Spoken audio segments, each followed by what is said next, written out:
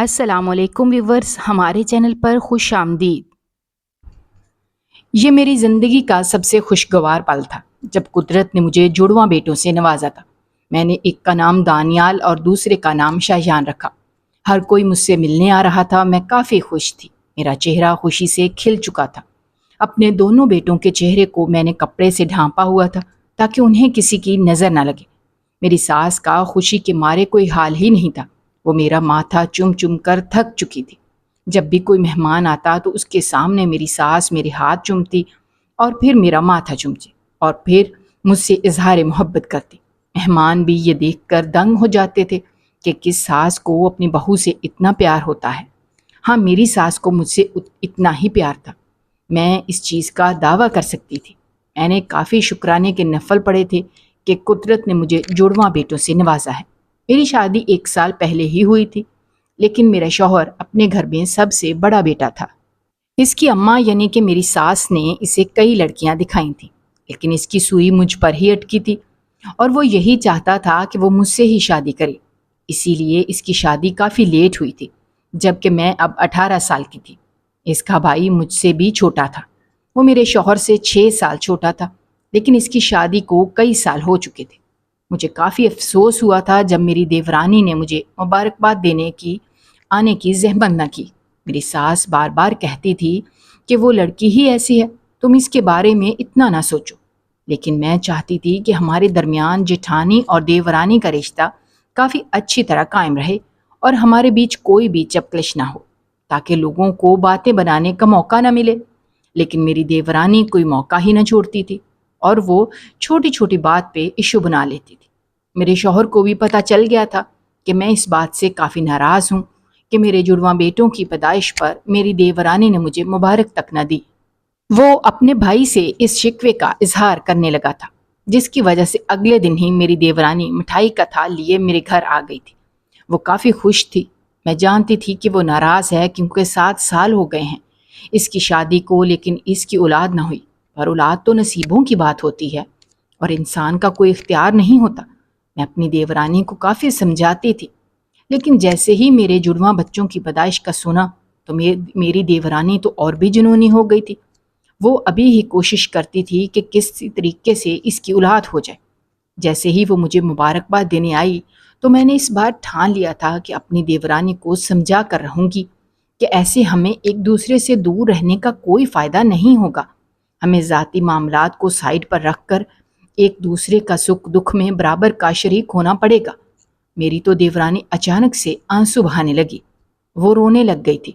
میں اس کا درد جان سکتی تھی، لیکن مجھے ایسا لگتا تھا کہ وہ کچھ تو مجھ سے چھپا رہی ہے۔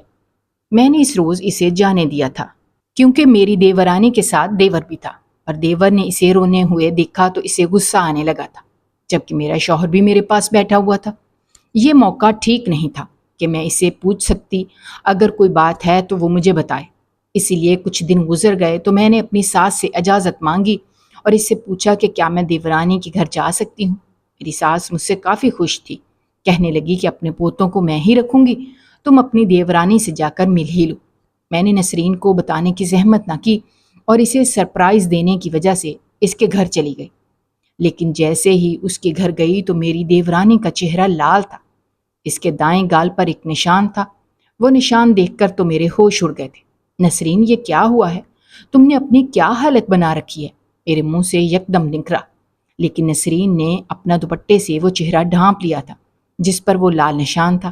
وہ مجھ سے کچھ چھپا رہی تھی، وہ مجھ سے اپنی آنکھیں چرا رہی تھی۔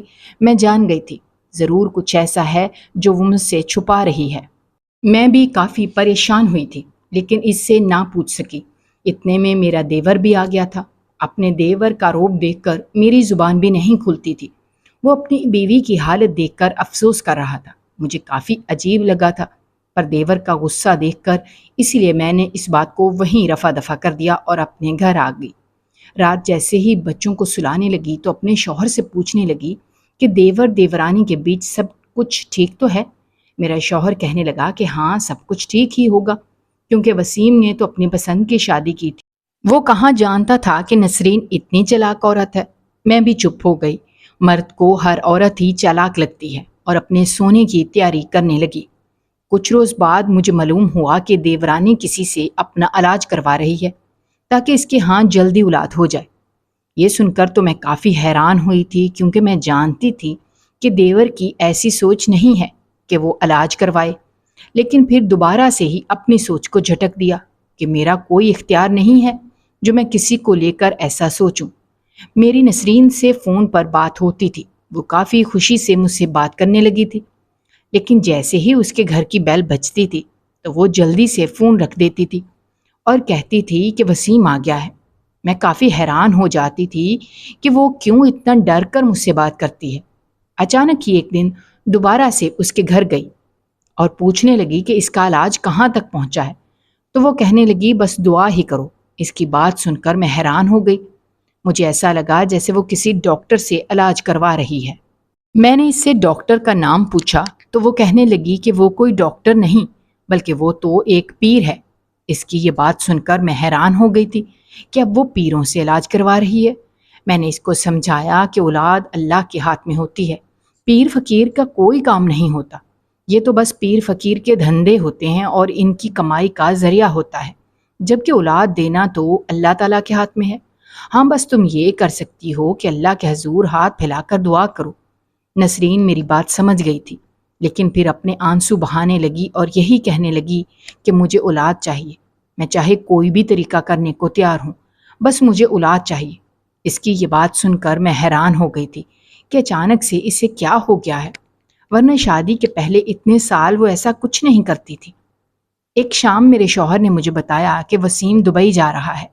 یہ سن کر میں حیران ہو گئی تھی، مجھے ایسا لگا جیسے نسرین کافی اداس ہو جائے گی، کیونکہ ان دونوں کی محبت کی شادی تھی۔ لیکن نسرین سے جیسے ہی ملنے گئی تو وہ کافی خوش تھی اور کہہ رہی تھی کہ شکر ہے وسیم باہر جا رہا ہے۔ اس کی بات سن کر تو میں حیران ہو گئی تھی کہ آخر ان دونوں کے بیچ چل کیا رہا ہے، لیکن نسرین کہنے لگی کہ ایسی کوئی بات نہیں ہے، وہ تو اس لیے یہ سب چاہتی ہے کہ وسیم باہر چلا جائے تاکہ وہ اپنا علاج کروا سکے، کیونکہ اس کا علاج کافی لمبا چلنا ہے۔ اس کی بات سن کر میں بھی چپ ہو گئی تھی۔ وہ روز روز گھر سے باہر چلی جاتی تھی، جبکہ میں جانتی تھی کہ وہ پیر فقیر کے پاس ہی جاتی ہے تاکہ وہ اپنا علاج کروا سکے۔ میرے بیٹے 1 سال کے ہو گئے تھے، میں اپنے بیٹے دانیال کو نسرین کے پاس دے دیتی تھی تاکہ اس کا دل بہل جائے۔ نسرین کے شوہر یعنی کہ وسیم کو گئے ہوئے 1 سال ہو گیا تھا۔ 1 سال بعد جیسے ہی وسیم واپس آیا تو نسرین کا چہرہ دوبارہ سے اداس ہو گیا تھا، جیسے اسے وسیم کے آنے کی کوئی خوشی نہ ہوئی ہو۔ وسیم کے آنے کی وجہ سے میں اور شوہر اپنے بچوں سمیت نسرین سے ملنے گئے تھے۔ میں نے دوبارہ سے نسرین کا چہرہ دیکھا تو وہی لال نشان اس کے چہرے پر موجود تھا، پر وسیم کافی پریشان تھا۔ اس پر میں نے ٹھان لیا تھا کہ نسرین سے پوچھ کر رہوں گی کہ آخر وہ ایسا کیا ہوتا ہے اس کے چہرے پر نشان پڑ جاتا ہے۔ ہم دونوں ایک کمرے میں بیٹھے تھے، جب وسیم اور میرا شوہر دوسرے روم میں بیٹھے تھے اور بچوں کو سنبھال رہے تھے۔ میں نے جلدی سے نسرین کا ہاتھ تھاما اور اس کے چہرے پر اپنا ہاتھ رکھا۔ اچانک ہی اس کی سسکی نکلی تھی۔ میں اس سے پہلے اس سے کچھ پوچھتی، وہ میرے گلے لگ کر زور زور سے رونے لگی تھی، کہنے لگی کہ میں اسے بچا لوں ورنہ اس کی زندگی تباہ ہو جائے گی۔ میں نے اسے دلاسا دیا اور اسے کہا کہ وہ ساری بات مجھے بتائے۔ کہنے لگی کہ وسیم کو کسی بھی حال میں اولاد چاہیے اور میں اسے اولاد نہیں دے سکتی۔ مجھے یہ بات معلوم ہوئی ہے کہ میں کبھی ماں نہیں بن سکتی۔ اس کی یہ بات سن کر تو میں حیران ہو گئی تھی۔ نسرین کہنا چاہ رہی تھی کہ یہ سب وسیم اس کے ساتھ کرتا ہے۔ وسیم ایسا انسان بالکل بھی نہیں تھا، اور تو اور نسرین مجھ سے جھوٹ کیوں بولتی؟ میں نے نسرین کو یقین دلایا کہ ایسا نہیں ہو سکتا کہ وہ ماں نہ بن سکے، اور اگر یہ کسی پیر نے اس سے کہا ہے تو وہ پیر جعلی ہوگا۔ پر نسرین کو اس پیر پر اتنا یقین تھا، کہنے لگی کہ پیر نے سچ کہا ہے۔ میں نے اس سے کہہ دیا تھا کہ اگر یہی بات ہے تو تم میرے ساتھ اس پیر کے پاس چلو۔ وہ اس کے لیے تیار ہو گئی تھی۔ اگلے ہی دن ہم دونوں پیر کے پاس چلے گئے تھے۔ یہ ایک کافی کچا مکان تھا جس کے باہر کافی رش تھا، طرح طرح کی عورتیں آئی ہوئی تھیں اور اپنی روداد اس پیر کو سنا رہی تھیں۔ وہ پیر مجھے کافی نقلی لگا تھا، ایسا لگ رہا تھا کہ وہ صرف اپنے پیسوں کے لیے ہی اس جگہ بیٹھ کر لوگوں کو بے وقوف بنا رہا تھا، لیکن ان لوگوں کو اس پر اتنا یقین تھا کہ مجھے بھی اپنے ساتھ اندر لے گئی اور کہنے لگی کہ بابا یہ میری جٹھانی ہے۔ اسے بھی بتاؤ کہ میں کبھی ماں نہیں بن سکتی۔ میں دیورانی کی بات سن کر حیران ہو گئی تھی، لیکن اس بابا نے جیسے ہی مجھے دیکھا تو اپنی آنکھیں بند کر لی۔ لیکن پھر اس نے جو کہا تو میرے تو ہوش ہی اڑ گئے تھے، کیونکہ وہ یہ کہہ رہا تھا کہ یہ جٹھانی تمہارے گھر میں فساد پیدا کرے گی، اس سے جتنا دور ہو سکے اتنا رہو۔ یہ بات سن کر ہی میں حیران ہو گئی تھی، جبکہ میری دیورانی مجھے ایسے دیکھ رہی تھی جیسے سچ میں فساد کی جڑ ہوں۔ میری دیورانی واپس چلی گئی تھی، ہم دونوں الگ الگ ہی اپنے گھروں کو چلے گئے۔ میں حیران ہو گئی تھی کہ میری دیورانی اس پیر پر اتنا بھروسہ کرتی ہے کہ اس نے مجھے بھی چھوڑ دیا اور میری باتوں پر بھی یقین نہ کیا۔ آخر میں نے ایسا کیا فساد ڈالا تھا کہ میری دیورانی کو اس پیر کی باتوں پر یقین ہو گیا؟ لیکن اب میں نے فیصلہ کر لیا تھا کہ میں اپنی دیورانی کو اس کے حال پر چھوڑ دوں گی اور کبھی بھی اس کی زندگی میں دخل اندازی نہیں کروں گی۔ وہ جو بھی کرنا چاہے وہ کرے، مجھے کیا فرق پڑتا ہے؟ میں تو اس کی بھلائی کے لیے وہ سب کر رہی تھی، لیکن میں یہ جانتی تھی کہ وسیم ایسا انسان نہیں تھا کہ وہ اپنی بیوی کے ساتھ اچھا نہ کرتا یا وہ اسے روز روز درد دیتا اور اسے کوئی شکوہ ہوتا کہ اس کی اولاد نہیں ہو رہی۔ میں نے اپنے شوہر کو کہا کہ وہ اپنی طرف سے اپنے بھائی سے پوچھے کہ نسرین آخر یہ سب کیوں کر رہی ہے۔ وہ روز روز اپنے نشانات مجھے دکھاتی تھی۔ اس پر شوہر کہنے لگا کہ نسرین ہی نہیں چاہتی کہ اس کی اولاد ہو اور اسے وہ سنبھالنی پڑے، اسی لیے اس نے 2-3 سال وسیم کو انکار کر دیا تھا کہ وہ ابھی بچہ نہیں چاہتی، جبکہ وسیم چاہتا تھا کہ اس کی اولاد جلدی سے ہو جائے۔ وسیم کو تو بچوں کا کافی شوق تھا، اسی لیے اب جب بھی وہ مجھے میرے 2 جڑواں بچوں کے ساتھ دیکھتا ہے تو اس کے ارمان جاگ اٹھتے ہیں کہ کاش اس وقت اس نسرین کی بات نہ مانی ہوتی۔ لیکن اب وہ نسرین پر اس وجہ سے غصہ بھی نہیں کرتا، پر نسرین تمہارے سامنے وسیم کو برا پیش کرنے کے لیے یہ سب کرتی ہے۔ میں نے جیسے ہی اپنے شوہر کی یہ بات سنی تو میں حیران ہو گئی تھی۔ میرا گھر اور نسرین کا گھر آمنے سامنے تھا، جبکہ ساس میرے ساتھ ہی ہوتی تھی۔ وہ بھی اس وجہ سے ہوتی تھی کیونکہ وہ اپنے پوتوں سے کافی پیار کرتی تھی۔ ساس بھی روز نسرین کو تانا دیتی تھی کہ کچھ کرو اور تم بھی اولاد لاؤ تاکہ تمہارے بھی بال بچے ہوں، لیکن نسرین کیا ہی کرتی، وہ تو اندر سے اندر ٹوٹ جاتی تھی کہ کاش اس نے اس وقت منع نہ کیا ہوتا اور اس وقت وہ اپنے بچوں کی ماں بن چکی ہوتی۔ میں جب بھی اپنے گھر کی چھت سے دیکھتی تھی تو مجھے نسرین کا گھر دکھائی دے رہا ہوتا تھا۔ ایک شام ایسے ہی کپڑے لٹکا رہی تھی تو مجھے نسرین کہیں جاتی ہوئی دکھائی دے رہی تھی۔ میں جان گئی تھی کہ وہ اسی پیر کے پاس جا رہی ہوگی۔ مجھے کافی افسوس ہونے لگا تھا، لیکن اچانک ہی 1 گھنٹے بعد جیسے ہی دوبارہ گئی تو مجھے کافی حیرانی ہوئی تھی کہ نسرین کو کیا ہو گیا ہے۔ وہ اپنے گھر سے باہر نکلی ہوئی تھی، اس کے بال بکھرے ہوئے تھے، اس کا چہرہ عجیب طرح کا مرجھایا ہوا تھا۔ مجھے خدشہ ہونے لگا کہ کہیں اس بار سچ میں وسیم نے اس کے ساتھ کچھ کر نہ دیا ہو۔ یہی سوچ کر میں دبے پاؤں نسرین کے گھر چلی گئی۔ وہاں جا کر جیسے ہی میں نے دیکھا تو میرے پاؤں کے نیچے سے تو زمین نکل گئی تھی، کیونکہ جو میں نے سوچا تھا ویسے ہی ہوا تھا۔ وسیم اسے سمجھا رہا تھا کہ اس کے ہر دوست کی 1 یا 2 اولادیں ہیں، لیکن اس کی نہیں ہے۔ جب وہ اپنے دوستوں کے ساتھ بیٹھتا ہے تو اسے اتنا برا فیل ہوتا ہے، جبکہ نسرین اس کے پاس بیٹھی آنسو بہائی جا رہی تھی۔ اس کا چہرہ کافی اداس تھا۔ یہ دیکھ کر میں حیران ہو گئی تھی۔ مجھے سمجھ نہیں آئی تھی کہ نسرین باہر کیوں نکلی تھی۔ وسیم مجھے بتانے لگا کہ وہ باہر اس لیے نکلی تھی تاکہ وہ اپنے میکے چلی جائے، لیکن اچانک سے ہی اسے خیال آیا تھا کہ اس کے میکے والے تو شادی پر کہیں باہر گئے ہوئے ہیں، اس لیے وہ وہیں سے دوبارہ اندر آ گئی تھی۔ میں نے وسیم کو سمجھایا کہ ہاں نسرین سے غلطی ہو گئی ہے کہ اس نے 2-3 سال اولاد نہیں کرنا چاہی، اور وسیم کو بھی یہی کہتی تھی کہ اسے ابھی بچہ نہیں چاہیے، لیکن اس کی اتنی بڑی سزا نہیں ہے کہ وہ نسرین پر تشدد کرے گا یا اسے ذہنی طور پر ٹارچر کرے گا۔ میں نے یہ بات وسیم سے اس لیے کہی کہ کہیں نہ کہیں مجھے ایسا لگا جیسے وسیم اور میرا شوہر وسیم کے اس کام پر پردہ ڈال رہے ہیں، جبکہ نسرین کے ساتھ وہی سب ہو رہا ہو جو وہ دکھاتی تھی۔ پر وسیم میری بات سن کر حیران تھا۔ اب مجھے یہی کہنے لگا تھا کہ بھابی، اس نے آپ کو میرے خلاف کیا کہا ہے یہ میں نہیں جانتا، لیکن میں ہمیشہ سے پیار سے سمجھاتا ہوں اور کبھی اس پر تشدد نہیں کیا۔ مجھے تو وقت چاہیے، میں تو دوبارہ دبئی جا رہا ہوں۔ میں اس کے ساتھ نہیں رہ سکتا جو میری بھابی کو میرے خلاف کرے، مجھے اولاد نہ دے سکے۔ میں نے وسیم کی بات سنی تو میں حیران ہو گئی تھی، پر اچانک سے نسرین نے میرے پاس آ کر میرا گلا پکڑ لیا تھا۔ یہ دیکھ کر تو میں حیران ہی ہو گئی تھی، میرے ہوش اڑنے لگے تھے۔ نسرین کہنے لگی کہ تم نے فساد ہی فساد کی جڑ ہو، اس پیر نے صحیح کہا تھا، یہ سب کچھ تمہاری وجہ سے ہو رہا ہے، نہ تم جڑواں بچے پیدا کرتی اور نہ ہی یہ سب ہوتا، کیونکہ تم نے جیسے ہی بچے پیدا کیے ہیں تو وسیم مجھ سے اولاد کی خواہش کرنے لگے ہیں۔ اس سے پہلے وسیم میرے ساتھ بالکل ٹھیک تھے، تم اپنے گھر ہی چلی جایا کرو، تم کیوں میرے گھر آتی ہو؟ اس کی یہ بات سن کر تو میرے ہوش اٹھتے جا رہے تھے، میرا گلا اس نے دبایا ہوا تھا، میرا چہرہ لال ہو چکا تھا۔ میں نے جلدی سے اس کا ہاتھ ہٹایا، وسیم نے اسے ایک تھپڑ مار دیا تھا۔ وسیم طیش میں آ گیا تھا، لیکن اس سے پہلے وہ کوئی اور قدم اٹھاتا جب میں وسیم کا بازو پکڑ کر اسے باہر لے آئی تھی۔ وسیم مجھے بتانے لگا کہ بھابی میں نے آج تک نسرین پر کوئی ہاتھ نہیں اٹھایا، وہ سارے ایک بہانے تھے تاکہ سب کو یہی لگے کہ میں غلط ہوں، جبکہ نسرین بالکل ٹھیک ہے۔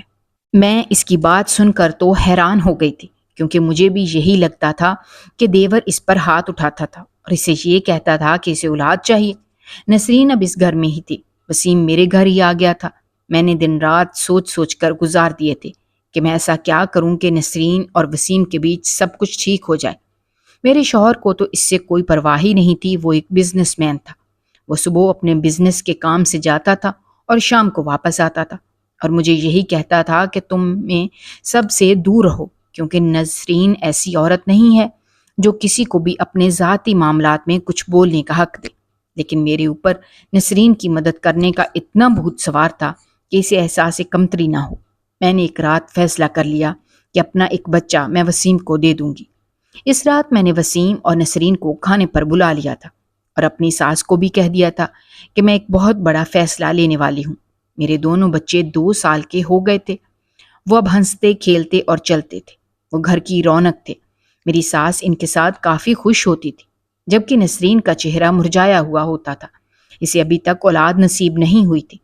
اس نے میرے ساتھ اتنا غلط کیا تھا، لیکن میں نے پھر بھی اس کے ساتھ کوئی موڈ نہیں بنایا تھا، جبکہ نسرین نے تو میرے ساتھ ابھی بھی ایسی ہی تھی جیسے میں ہی غلط تھی۔ جیسے ہی میں نے نسرین اور وسیم کو کہا کہ میرا ایک بیٹا آج سے اس کا ہوا تو وہ حیران ہو گئی تھی، جبکہ وسیم کا بھی یہی حال تھا۔ لیکن میرے شوہر کو کوئی فرق نہیں پڑا تھا، کیونکہ میں نے اس سے یہ بات پہلے ہی کر لی تھی۔ لیکن میری ساس رونے لگی تھی اور کہنے لگی کہ یہ تو بہت ہی بے وقوف ہے، جس دیورانی نے تجھ پر ہاتھ اٹھایا اور تجھ پر فضول الزامات لگائے، تو اسے ہی اپنے جگر کا ٹوٹا دینا چاہ رہی ہے۔ میں نے اپنی ساس کی بات سنی اور انہیں کہہ دیا کہ میں یہ سب کچھ سمجھ کر رہی ہوں، وسیم کو اولاد چاہیے تو وہ اسے بھی اپنی اولاد سمجھ کر پال سکتے ہیں۔ وسیم نے میری بات سنی تو وہ بہت خوش ہوا تھا اور میری کافی تعریفیں کرنے لگا تھا، اسے یہ سب کچھ منظور تھا۔ لیکن نسرین نے انکار کر دیا تھا، وہ ایسا کبھی نہیں کر سکتی تھی، اسے تو بس اپنی ہی اولاد چاہیے۔ وسیم نے ضد لگا لی تھی کہ اب میرا ایک بیٹا اسی کا بیٹا ہے۔ اس نے دانیال کو اپنی گود میں اٹھا لیا تھا، وہ اس سے کافی لگاؤ کرتا تھا، اسے شیان اور دانیال کے بیچ دانیال سے زیادہ محبت تھی۔ دانیال بھی اپنے چاچو سے کافی اٹیچ تھا، اسی لیے وہ دانیال کو لے کر اپنے گھر چلا گیا تھا۔ مجھے کسی بھی بات کا دکھ نہیں تھا، بلکہ میں تو پرسکون تھی، اب شاید نسرین اور وسیم کے بیچ میں سب کچھ ٹھیک ہو جائے۔ وسیم بہت خوش ہوتا تھا، لیکن نسرین کی سوئی اسی چیز پر اٹکی ہوئی تھی، وہ تو اپنی ہی اولاد چاہتی ہے، اپنی اولاد اپنی ہوتی ہے، لیکن قسمت میں اس کی اولاد کی کوئی خوشی لکھی ہوئی نہیں تھی۔ اسی وجہ سے اس کی یہ خواہش حسرت ہی بن گئی تھی۔ مجھے اپنے بیٹے دانیال کی کافی یاد آتی تھی، لیکن میں چاہ کر بھی اس سے ملنے نہیں جاتی، کیونکہ میں جانتی تھی اگر اپنے بیٹے سے ملنے گئی تو پھر نسرین مجھ سے یہی بات کرے گی کہ میں اسے اپنے بیٹے سے ملنے جا کر اسے یہ احساس دلاتی ہوں کہ جو بچہ اس کے پاس ہے وہ میرا ہے۔ یہی سوچ کر میں اپنی ممتا کو اندر ہی اندر دبائی جاتی تھی اور یہ زہر میں خود ہی پی لیتی تھی۔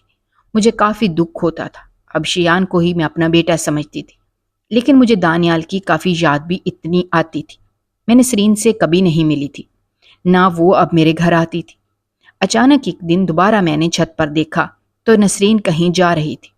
یہ دیکھ کر میں حیران ہو گئی تھی، مجھے معلوم تھا کہ وسیم بھی گھر پر نہیں ہوتا تھا، لیکن نسرین خالی ہاتھ جا رہی تھی، اس کے ساتھ دانیال نہیں تھا۔ میرا تو دل کانپنے لگا تھا کہ میرا بیٹا تو گھر میں اکیلا ہے، لیکن وہ گھر کو تالا لگا کر گئی تھی۔ وہ جیسے ہی واپس آئی تو دوبارہ سے اس کے بال بکھرے ہوئے تھے، اس کا چہرہ کافی خراب تھا، اس کا حلیہ بگڑا ہوا تھا، ایسے لگ رہا تھا جیسے وہ روئی ہوئی ہو۔ لیکن مجھے تو دانیال کی فکر تھی، اسی لیے میں نے اس کے گھر جانے کا فیصلہ کر لیا تھا۔ اپنے جذبات میں بہہ چکی تھی، میں جانتی تھی کہ میں نے اپنا دانیال اسے سونپ دیا تھا، لیکن میرے اندر کی ممتا جاگ گئی تھی، کیونکہ میں نے دانیال کو اکیلے اس گھر میں رہتے دیکھ لیا تھا۔ میں جیسے ہی اندر گئی تو دیکھ کر میری روح فنا ہو چکی تھی۔ میرا بیٹا دانیال جو ابھی صرف 3 ہی سال کا تھا، وہ نسرین کے ہاتھوں بری طرح پٹ رہا تھا۔ یہ دیکھ کر تو میں حیران ہو گئی تھی، نسرین کو مجھ پر جتنا سارا غصہ تھا وہ سارا دانیال پر نکال رہی تھی اور اسے کافی باتیں سنا رہی تھی۔ وہ تو بہت چھوٹا بچہ تھا، وہ تو سن بھی نہیں سکتا تھا۔ یہ سب دیکھ کر تو میری روح فنا ہو چکی تھی۔ میں نے جلدی سے پاس پڑا کانچ کا گلاس اٹھایا اور نسرین کو مار دیا تھا۔ میں اپنے ہوش و حواس کھو بیٹھی تھی، مجھے اس کی پرواہ نہیں تھی کہ نسرین کے ساتھ میں نے کیا کیا ہے، لیکن دانیال کو اٹھا کر میں واپس آ گئی تھی۔ میں بہت افسوس کرتی تھی کہ اس عورت پر یقین کیا جو میرے ہی خلاف تھی، اور میں نے کیوں اسے اپنا بیٹا سونپ دیا تھا۔ لیکن اب فیصلہ کر لیا تھا کہ اس عورت سے میں کوئی بھی تعلق نہیں رکھوں گی، وہ جو کرنا چاہتی ہے وہی کرے۔ 3 دن ایسے ہی گزر گئے تھے۔ میں نے نسرین کو گلاس سمارا تھا، لیکن وہ گلاس اتنا زور کا نہیں لگا تھا کہ اس کو کوئی چوٹ وغیرہ لگے، اسی لیے وہ صحیح سلامت تھی۔ پر یہ بات میری ساس کے ساتھ ساتھ وسیم کو بھی پتہ چل گئی تھی کہ نسرین نے میرے بیٹے دانیال کے ساتھ کیا حرکت کی۔ وسیم نے فیصلہ کر لیا تھا کہ وہ نسرین کو چھوڑ دے گا۔ اس نے نسرین کو کافی باتیں سنائی تھیں کہ شاید اللہ تعالیٰ اسی لیے اسے اولاد نہیں دینا چاہتا، کیونکہ وہ جانتے ہیں کہ وہ اولاد کے ساتھ کیا کرے گی۔ نسرین اب میری جان کی دشمن بن گئی تھی۔ وہ مجھے یہی کہتی تھی کہ میں نے ہی اس کا گھر برباد کیا ہے، لیکن میں کافی ڈر گئی تھی۔ مجھے تو اب ایسا لگتا تھا جیسے نسرین کے سامنے والے گھر میں رہتے ہوئے میری جان محفوظ نہیں ہے۔ مجھے اپنی جان کی اتنی بھی پرواہ نہیں تھی، لیکن اپنے بیٹے دانیال اور شیان کی کافی پرواہ ہوتی تھی۔ میں نہیں چاہتی تھی کہ دوبارہ سے وہ میرے کسی بھی بیٹے پر ہاتھ اٹھائے، اسی لیے میں نے فیصلہ کر لیا تھا کہ میں اپنے میکے چلی جاؤں گی۔ میرے شوہر نے بھی مجھے نہیں روکا تھا، میں اپنے میکے جا کر بھی باہر نہیں نکلتی تھی، کیونکہ نسرین نے مجھے کھلی دھمکی دی تھی کہ وہ مجھے کبھی سکون سے رہنے نہیں دے گی۔ اس بات کو 6 ماہ گزر گئے تھے۔ وسیم نے نسرین کو طلاق دے دی تھی اور اسے چھوڑ دیا تھا۔ نسرین نہ جانے اب کہاں پھرتی تھی، لیکن وسیم نے دوسری شادی کر لی تھی۔ وہ اپنی زندگی میں کافی خوش ہو گیا تھا۔ یہ دیکھ کر میں بھی خوش ہو جاتی تھی کہ وسیم کو بھی وہ سکون مل گیا۔ نسرین سے اس نے پسند کی شادی کی تھی، لیکن اس پسند کی شادی کا کوئی فائدہ نہیں ہوا تھا۔ میری ساس نے ایک لڑکی وسیم کے لیے تلاش کی تھی، اس کی شادی وسیم سے ہو گئی تھی۔ وہ وسیم کا بہت خیال رکھتی تھی، اور اللہ کا کرنا یہ ہوا کہ شادی کے 2 ماہ بعد ہی وسیم کو یہ خوشخبری ملی کہ اس کی بیوی امید سے ہے۔ یہ خبر تو ہمارے سارے خاندان میں پھیل گئی تھی، لیکن نہ جانے وسیم کی خوشیوں کو کس کی نظر لگی تھی کہ جب ایک شام اس کی بیوی شاپنگ کرنے مال گئی تھی، لیکن جیسے ہی واپس آئی تو رو رو کر اس کا برا حال ہو چکا تھا۔ وسیم نے اس سے پوچھا کہ کیا ہوا ہے، بتاؤ تو صحیح۔ جب وہ کہنے لگی کہ اچانک ہی ایک عورت نے اسے پیچھے سے دھکا دیا تھا اور وہ سیڑھیوں سے نیچے گر گئی تھی۔ یہ خبر سن کر تو سارے گھر والے پریشان ہو گئے تھے۔ اس کی بیوی کافی رو رہی تھی۔ وسیم نے جلدی سے ہی اس کو ڈاکٹر کے پاس لے جا کر چیک کروایا، تو ڈاکٹر نے جیسے ہی یہ افسوسناک خبر سنائی کہ دیورانی ماں نہیں بن سکتی، تو وسیم کافی رونے لگا تھا۔ وہ یہی کہتا تھا کہ بھابھی شاید میری قسمت میں اولاد نہیں لکھی۔ وسیم کی بیوی کا بھی یہی حال تھا، وہ کافی روتی رہتی تھی۔ وسیم نے اپنی بیوی کو کہہ دیا تھا کہ اگر وہ آزاد ہونا چاہے اور اپنی زندگی جینا چاہے تو وہ کسی اور سے بے شک شادی کر لے، وہ اسے چھوڑ دے گا، لیکن شاید اس کی قسمت میں اولاد لکھی ہی نہیں ہے۔ لیکن اس کی بیوی نے اس کی بات سن کر اس سے اور بھی گہرا وعدہ کر لیا تھا کہ وہ اسے کبھی نہیں چھوڑے گی، بلکہ ساری زندگی اس کا ساتھ دے گی، کیونکہ اب وہ دونوں ایک دوسرے کے ساتھ ہی بن گئے ہیں۔ میں نے اپنے شوہر سے دوبارہ فیصلہ کر لیا کہ اپنے دانیال کو میں دوبارہ سے وسیم کو دے دوں گی۔ شوہر نے جیسے ہی میری بات سنی تو کہنے لگا، پہلے بھی تم نے غلطی کر دی تھی اور دانیال جیسے چھوٹے بچے کے ساتھ بہت برا ہو چکا تھا، لیکن اب یہ غلطی میں تمہیں نہیں کرنے دوں گا۔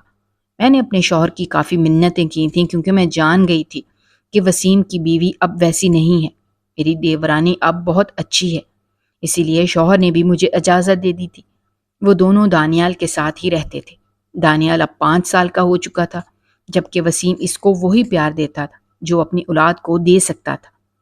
میری دیورانی بھی اسے وہی پیار دیتی تھی۔ اب میں بہت خوش ہوتی تھی، پر اچانک ہی میری دیورانی کے ساتھ یہ معجزہ ہوا کہ اسے دوبارہ سے پتہ چلا کہ وہ امید سے ہے۔ اس بار سب گھر والوں نے ہی اس کو منع کر دیا تھا کہ وہ کہیں بھی نہیں آ جائے گی اور پورے 9 ماہ وہ اپنے گھر میں ہی رہے گی۔ میری دیورانی نے بھی اس بات پر عمل کیا تھا۔ وسیم بہت خوش تھا، میں بھی اس کے لیے بہت خوش تھی۔